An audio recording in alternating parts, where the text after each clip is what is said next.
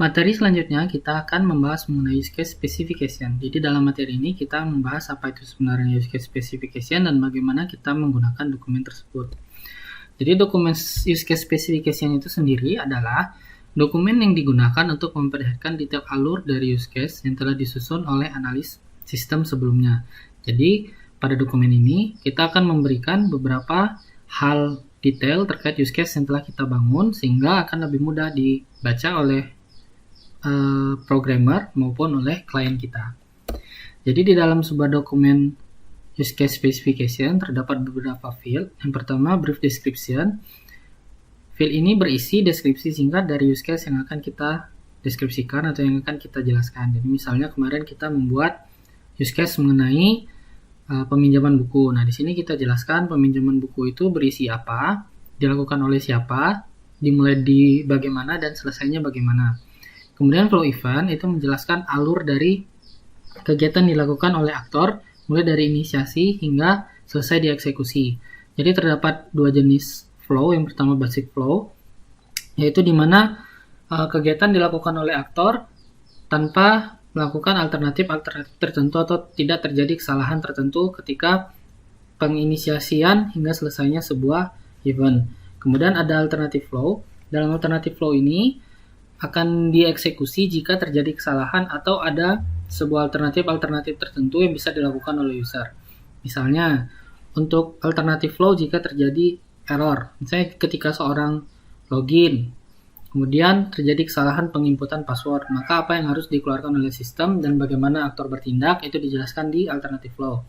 Yang kedua, misalnya adalah jika ada kegiatan alternatif yang bisa dilakukan, misalnya seperti kemarin di peminjaman buku, si pengguna bisa mencari terlebih dahulu bukunya. Di sana kita jelaskan ketika dia pencarian, dia mencari buku dan dilakukan sampai selesai dan seterusnya. Kemudian special requirement ini biasanya berisi requirement non fungsional atau ada requirement tertentu yang harus dipenuhi sebelumnya oleh use case sebelum dia bisa diinisiasi. Kemudian berikutnya adalah precondition. Jadi kalau precondition ini berisi mengenai apa-apa saja yang harus dilakukan sebelum use case bisa diinisiasi oleh aktor. Kemudian post condition itu adalah apa yang terjadi ketika sebuah use case tersebut selesai diinisiasi. Misalnya untuk precondition, jika seseorang ingin melakukan pencarian buku atau peminjaman buku, di sini peminjaman buku, maka si user harus login terlebih dahulu. Berarti untuk peminjaman buku, preconditionnya adalah login. Kemudian ada post condition. Post condition itu adalah apa yang terjadi dengan use case ketika peminjaman buku atau use case tersebut selesai dilaksanakan. Di sini kita ambil contoh misalnya peminjaman buku.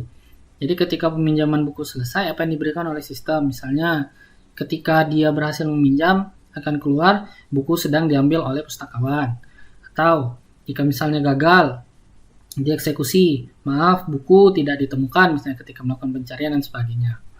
Nah, kemudian ada extension point. Nah, sini extension point itu yang kita berikan dengan kode extend kemarin. Jadi misalnya kayak kemarin kan kita bikin pencarian buku, di sana adalah extend dari peminjaman.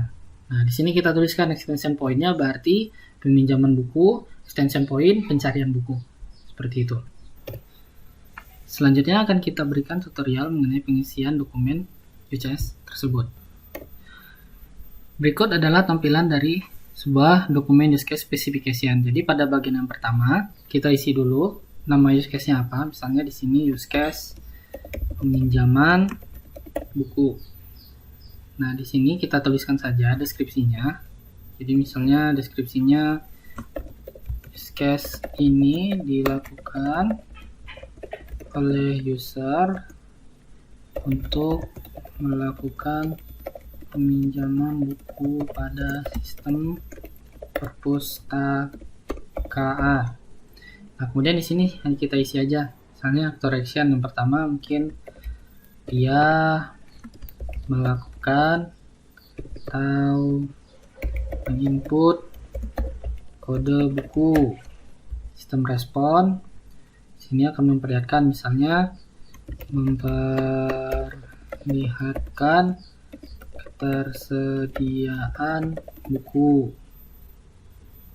Kemudian di sini misalnya Setelah menyampaikan kesediaan buku, si aktor kemudian melakukan peminjaman. Dan di sini misalnya pustakawan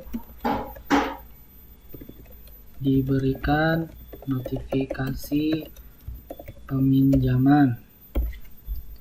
Di sini aktor selesai melakukan peminjaman.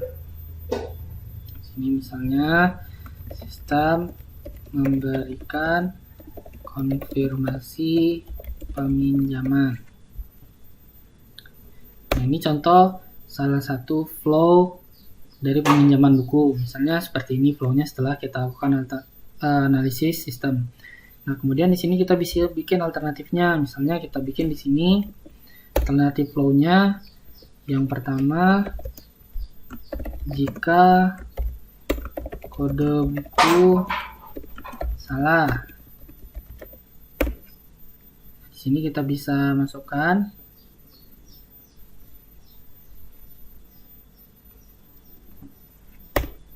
misalnya seperti ini.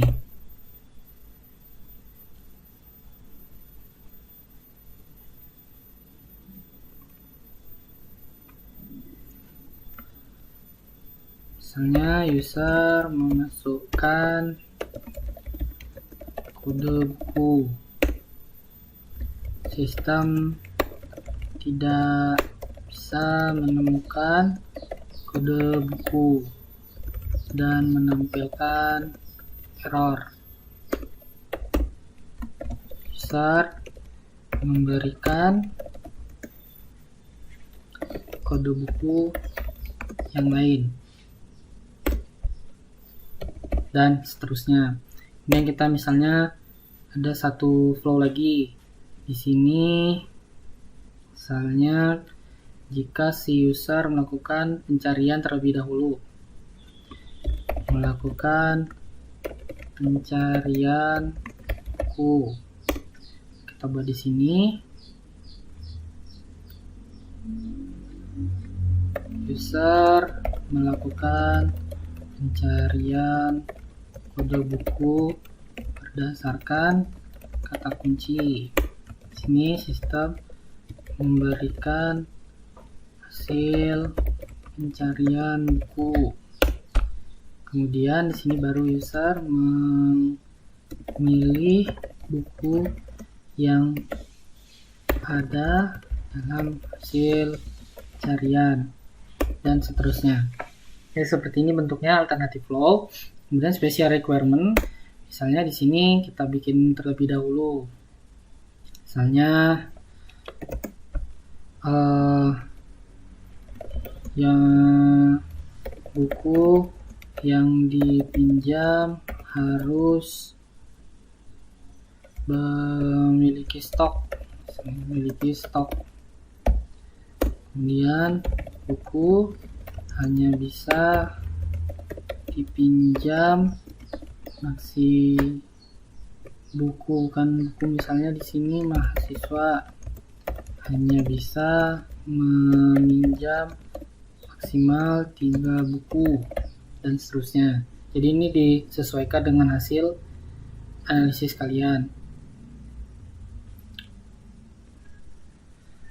Kemudian di sini misalnya preconditionnya tadi kan sudah kita jelaskan, misalnya login. Jadi cukup dituliskan aja di sini use case-nya apa. Kemudian post condition-nya apa di sini, misalnya post condition dari si aktor dan dari use case itu sendiri. Misalnya buku berhasil dipinjam, stok buku dikurangi, sistem menyimpan ke dalam database penyimpanan. Bisa dituliskan seperti ini. Nah, di sini kan tadi kita sudah membuat extension point dari peminjaman buku itu adalah pencarian buku. Jadi sini tulis saja use case-nya apa. Misalnya sini kita tuliskan pencarian buku. Jadi cukup seperti ini. Jadi beginilah bentuk dari sebuah use case specification yang telah kita isi. Jadi nanti ada contoh satu dokumen lengkap yang akan saya berikan di Classroom. Jadi silakan dipelajari lagi. Jika ada pertanyaan, silakan ditanyakan pada komentar. Assalamualaikum warahmatullahi wabarakatuh.